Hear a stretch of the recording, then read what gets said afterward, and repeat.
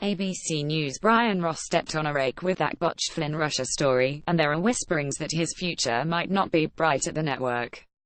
It all began when Ross reported that Donald Trump had ordered Michael Flynn, the ex-national security advisor, to make contact with the Russians during the 2016 election.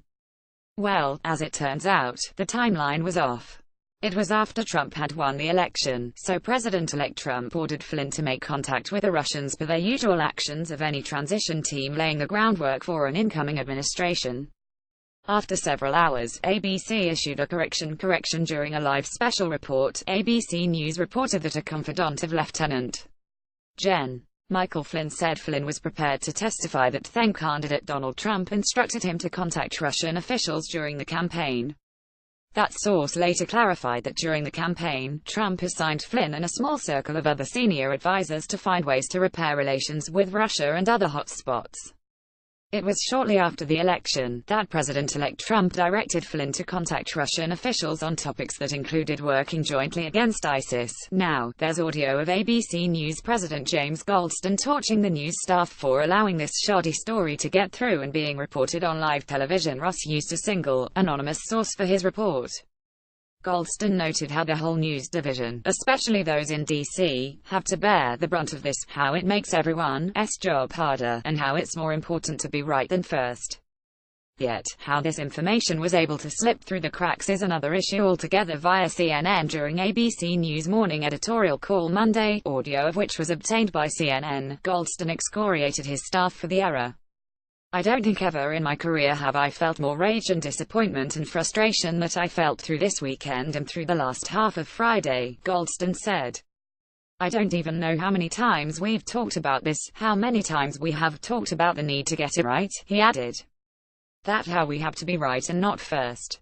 About how in this particular moment, with the stakes as high as these stakes are right now, we cannot afford to get it wrong." Goldston also said, "If it's isn't obvious to everyone in this news division, we have taken a huge hit and we have made the job of every single person in this news division harder as a result.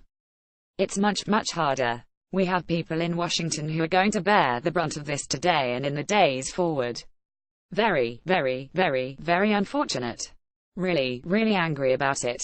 The ABC News chief said that Ross reported information that was just plain wrong, and did so without anyone having ever made a decision that we were going to go to air with that information. Goldston expressed additional frustration at the fact that it took more than 7 hours for ABC News to clarify the story on ABC's World News Tonight. Later, Friday evening, the network issued a full-blown correction in a written statement.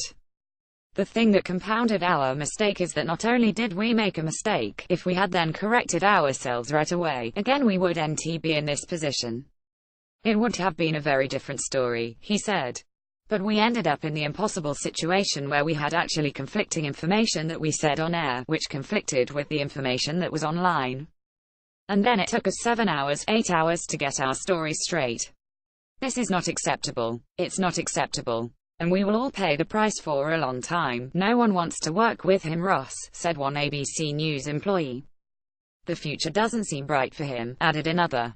Goldston added that Ross would no longer be covering Trump either.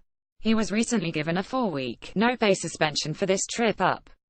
This isn't the first time Ross has got a face full of buckshot for reporting shoddy leads. In 2012, after the tragic Aurora shooting, Ross reported that the shooter, James Holmes, might be a member of the Tea Party movement.